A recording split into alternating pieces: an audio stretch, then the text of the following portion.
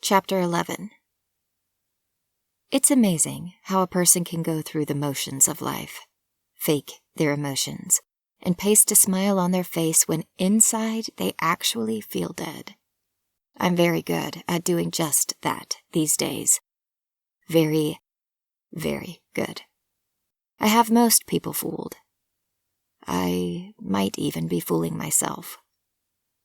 I go to my job 5 to 7 days a week, depending on the needs of the Oxbow, which is the restaurant I'm working in. I pick up every single shift that's available. It's not because I need the money. I don't spend it on anything. It's because I'm afraid if I don't go to work, I'll give up. I'll stop living. And then one of these days I might not wake up. I might give everything up. I want to be with my husband, but I won't contemplate suicide. I know that's wrong. I know my pain will end, but I also know the devastation and everlasting grief I'd cause my parents and Steffi. I can't ever do that to them. I can't put them through this grief that I'm going through. I know my death would do that to them. Welcome to Oxbow. How are you doing tonight? I ask a couple I haven't seen before. We're wonderful. We're on our way to Idaho and thought this town was adorable, so we stopped for lunch. The smiling blonde woman replies. It's the perfect place to stop, and it has the best pizza this side of the Mississippi. I tell her, just as I've said a million times before. It's true, though. The pizza is phenomenal. Or it used to be. I'm sure it still is, but I have no interest in food anymore, so nothing tastes good to me. I eat for fuel when I remember, or when my parents or Steffi shove it down my throat. That's it. Anything that brought me joy in the past is long over. It's been a year since Bentley died. 12 very long months. My parents are concerned because I've dropped about 20 pounds I didn't need to lose, and everything about me is fake these days. My smile is fake, my laugh is fake, even my movements are fake. I go through each day like a robot. But I am still rising each new morning, and I'm not burying my head in the sand. They can't ask for much more than that. They won't get it if they do. I can only do so much, and this is the extent of it for now. I finish my shift at the Oxbow. It's slow, so they don't ask me to stay for the dinner crowd. Walking outside, I wonder what I'll do for the rest of the day. I make my way back to Bentley's large home. It doesn't hurt anymore when I walk inside. That pain faded a few months after his death. I'm closer to him in his home, spending a lot of time lying on his bed, the same bed he slept in from the time he was 3 years old, the same bed we made love in only a few precious times. He'd be utterly grossed out if he knew I haven't changed the sheets once in the time since he's been gone. I'm sure his smell has faded away months ago, but I swear I still smell him. I can't let him go. Will I ever be able to? Steffi's gone for the night. She had to fly to Mountain View, California, where the massive Googleplex headquarters are located. I went there once with her, and was blown away by the size of the place. It holds 2 million square feet of office space. I don't think anyone can truly comprehend how large that is without seeing it for themselves. This small-town girl certainly didn't understand it. Of course, Steffi always walks in as if she owns the place. She can adapt to any situation. She was that way even as a toddler. I walk outside to the stables to get away from the house for a while. There are so many logging roads surrounding Prairie Town. Bentley and I rode for many, many hours over the years, even before we became an official couple. We both cherished the freedom you can only get on the back of a horse. Is it suicide if I simply run too fast and end up falling over a cliff? As soon as the thought flashes through my mind, I'm remorseful. Yes, it's killing myself.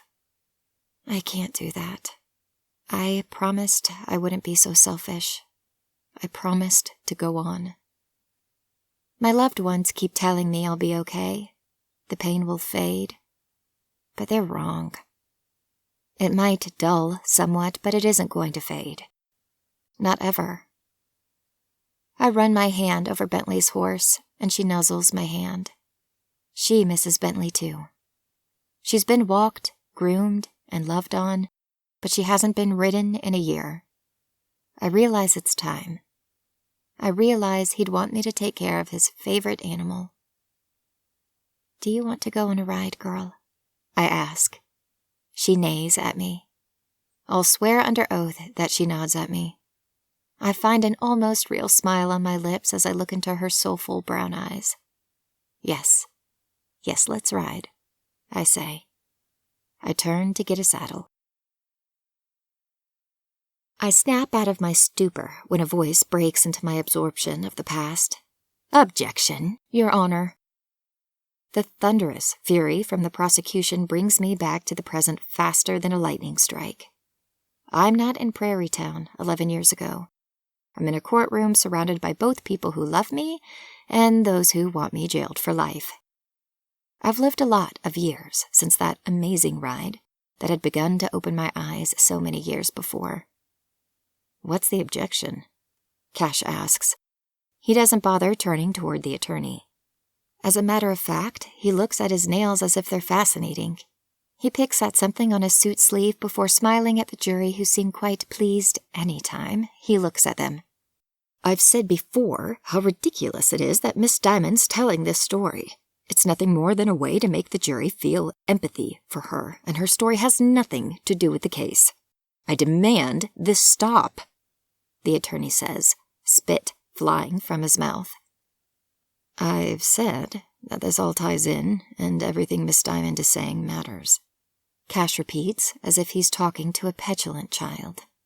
The prosecutor certainly looks like a teenager throwing a fit right now. I want to move on to how Miss Diamond married more than one person at a time, the prosecutor demands. Who says she did? Cash asks. There's a gasp in the courtroom. No one expects him to say this. They assume it's a foregone conclusion that I married multiple men. They'll soon find out the real truth, and they won't know how to process it. How long will it take to tell my story? I'm not quite sure, but at the end of it, no one will have heard a similar story to mine. It's uniquely my own. Are you getting to the point, Mr. Abernathy? The judge asks. He could ask me that question. I'm more than willing to answer. Yes, Your Honor, we are, Cash says. If the prosecutor didn't feel the need to showboat and draw attention back to himself, we would have been there already. There's a chuckle in the courtroom that's quickly tampered down with one look from Judge Croesus. Then please continue, Miss Diamond, the judge says. Actually, Your Honor, we'd like to recess for the rest of the day. There are some things I'd like to discuss with my client, and I'm starving, Cash says. Another chuckle is quickly stifled. I agree. My wife would like me at home at a decent hour, for once, Judge Croesus says. Court's adjourned for the day. We'll pick up tomorrow at 8 on the dot. He bangs his gavel and rises. As soon as court is officially done for the day, the room roars to life with people speaking, keyboards clicking, and feet shuffling. I stand from my place on the witness stand and stretch my sore body. The seat isn't meant to be used for long hours. What will they think if I bring a cushion in with me tomorrow? That might not go over so well. I might not want to make myself so at home they don't feel the need to ever let me leave, either. You're doing great, Cash says as soon as I'm at his side. I'm ready to have this part over with. It feels as if I'm back there as I tell my story, like I'm losing Bentley all over again. I'm sure it will feel that way for the rest of your life. But instead of grieving, the loss of a great friend, a great man, and a wonderful husband. You should celebrate the many years you had with him. Cash says, I do celebrate our years. I pause and chew on his words. I haven't thought about all of the years I had with him, though. I tend to focus on his loss.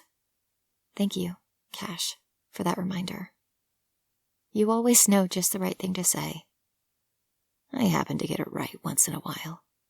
He winks at me. I'd say more than once in a while, Steffi says as she sidles up to us. What's the plan tonight? I'm feeling like Indian food. I know she's hurting as I tell my story. I know how much she also misses Bentley. I also know she's faster at recovering, and she's much better at putting on a smile and not letting the world see what she's truly feeling. Sometimes that makes it hard for me to know how much pain she's actually in. I need to do better at giving her comfort instead of always being the one to rely on her. You were just saying that because you know it's the one food group I don't like. How about a compromise? I love Thai. I know now isn't the time to keep talking of the past. We need a break. When we're alone in our room at the hotel, I'll ask her how she's really doing. Deal. I knew that would be the default. Otherwise, it would be Mexican food again. Don't get me wrong. I love tacos, and I can eat them twice a week, but a person has to have a variety for the spice of life. Steffi tells me. Cash gathers his briefcase and follows Steffi and me from the courthouse. My parents weren't able to be here today. My mother has food poisoning. Or so she says. It isn't too bad, but enough to keep her in bed for a solid day. She blames my last restaurant choice. I'm fine, though. But I didn't have 3 margaritas. I think it's more of a hangover than any food problem for my mother who never drinks tequila. Steffi and I chat on the ride to the restaurant, and then I finally grill my best friend and my ex-husband on what's happening between them. Anything is better than sad topics right now. So, I draw out the word. What's new with you two this week? Steffi giggles. Nothing too exciting yet, but I'm hoping. It's funny how quickly she embarrasses Cash. He's such a confident man, but around my best friend he doesn't seem to know how to act. He goes from a suave, successful attorney to an awkward, zitty teenager in the space of 2 minutes. I can't imagine how the two of you were in high school. Cash shakes his head. You had to have made all the boys as nervous as hell.